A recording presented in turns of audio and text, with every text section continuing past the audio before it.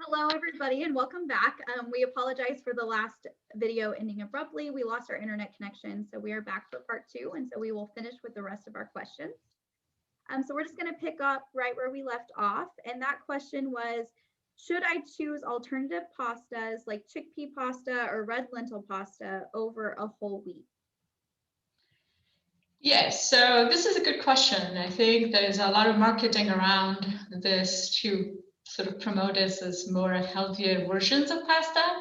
And yes, there is more protein, obviously, in pasta that's made out of peas and lentils and chickpeas. So it minimizes your carb intake, processed carb, versus adds more protein to it. So there's definitely some advantage to it.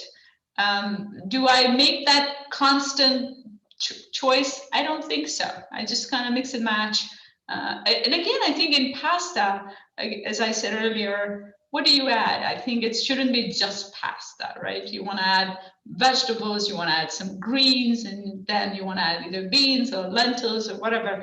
So I think you could still make that much more healthier by, in addition to what else you are adding to it. Great advice.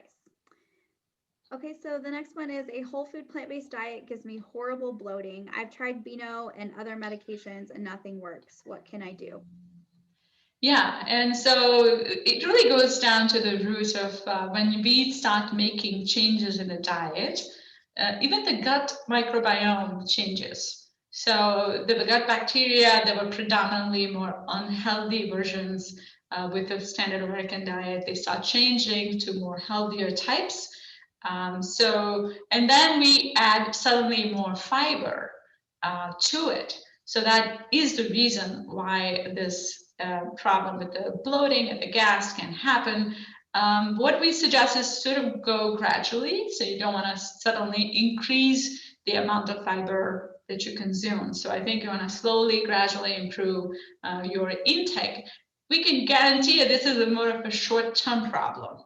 So it's not something that is going to be ongoing issue. So just sort of bear with it, but sort of go slow and increase your amount of fiber on a daily basis gradually. Is juicing healthy? No. So why not? What is wrong with juicing? Because it really sort of strips away the fiber, which is the main thing you want to consume. And it's just sort of extracted, sugary, syrupy thing that's left in there. So I am still a fan, or at least now would like to do more as a smoothie in the morning, because there's still fiber intact, all the benefit of that food is still left in there. So yeah, I think we want to really stay away from juicing because it really eliminates that main ingredient that we like in a lot of whole food plant-based diet, which is the fiber. Is soy dangerous? No, not at all. So soy is a phytoestrogen, which is not same as our estrogen that we have in our body. So it's really not similar to that. And there are definite advantages. If you look at the studies with women with the breast cancer, or there is huge advantage of the post-cancer as well as even in prevention. So this misconception that people have over the years that it is estrogen and the people with the breast cancer should not be eating that, or those who have a family history of breast cancer should not be eating soy I think it's the biggest misconception. So there's definitely advantage. I think less processed item would be better, but I like all forms of soy, whether it's edamame versus tofu, tempeh, anything. So I think we need to continue to consume. It's a good source of protein, and how do you cook that also matters. So yes, I think it's a safe ingredient. There is no concern with consumption. Although I always say when people make transition from standard American diet, you don't want to have sort of big chunk of meat that you used to have. Now you replace that with a soy or soy-based item. So you just don't want to have that on a daily basis. What are some of your favorite meals? Yeah, my favorite meals. So it depends on the time of the day. If it's a lunch, what I like is a nice bed of greens, and I usually on a weekend roast vegetables. So like sweet potatoes and mushrooms and broccoli, and I will have all ready and sauteed, and so just kind of add that on my with the balsamic, California balsamic, which is my favorite dressing. But this supper, it's usually simple. I like bowls, so just sort of bringing variety to it.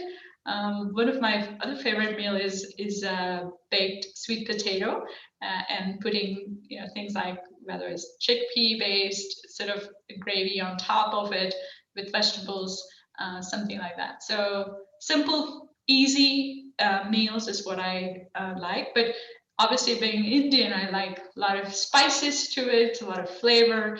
I'm always open to try new cuisine and sort of turn that into maybe whole food plant-based, or how do we tweak recipes. So yeah, my husband and I, we're foodie, we love food, and we love to cook. Great, that made me hungry.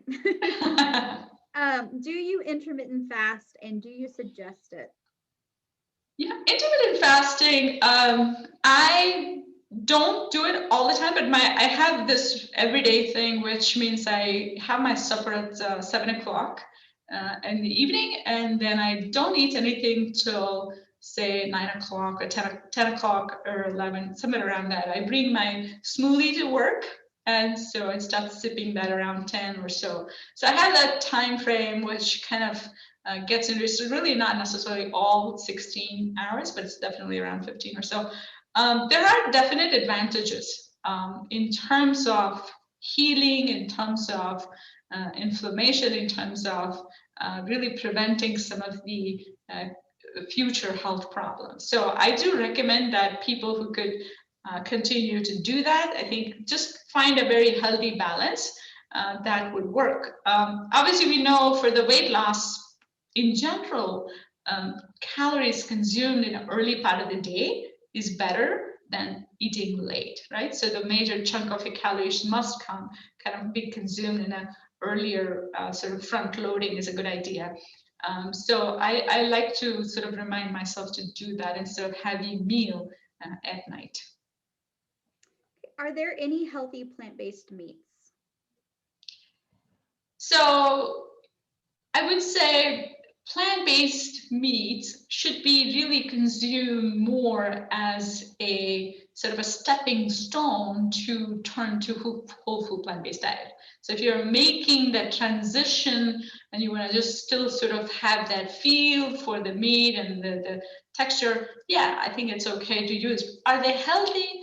Not necessarily, because they still are heavily processed, a lot of oils in them, and so no real advantage.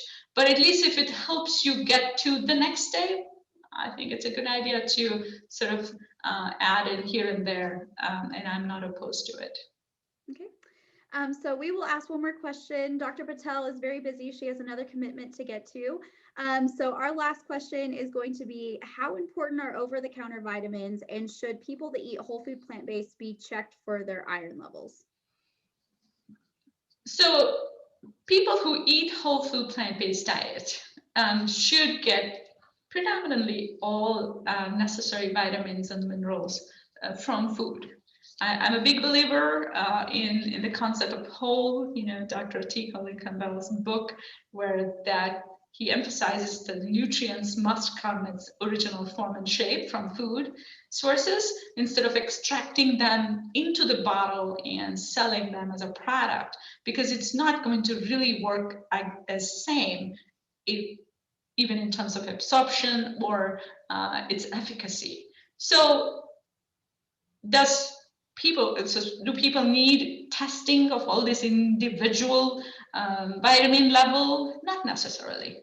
So if your routine blood test says complete blood count showed some concern about anemia, then yes, you should have a vitamin iron level checked. Is it a routine thing? No. So I don't think everyone needs this type of testing. The only vitamin that we do recommend is B12, right? Sublingual or oral from a tablet or whatever brand type you want to buy from the grocery store. Make sure you're at least getting 2,500 microgram once a week at least. In addition, vitamin D, just because people are not getting out in the sun and getting enough vitamin D, which is really becoming a concern, 2,000 international units of vitamin D is a good idea. But I think for the most part, average adult who's eating whole food plant-based diet really doesn't need any additional over-the-counter multivitamins. All right. Thank you for taking this time with us today and for sharing so much awesome information. As always, if you guys have any questions, you can comment in the post below, or you can call us at 221-LIFE. That's 5433. And we would love to clear up any questions that you have. So, thank you, Julian. Thank you for the opportunity, and thank you for all the great work on the weight loss program. I'm really excited for this option that we have in the community where anyone can get on this program and successfully lose weight. So thank you. Yes. Thank you so much. Have a great day. You too. Bye-bye.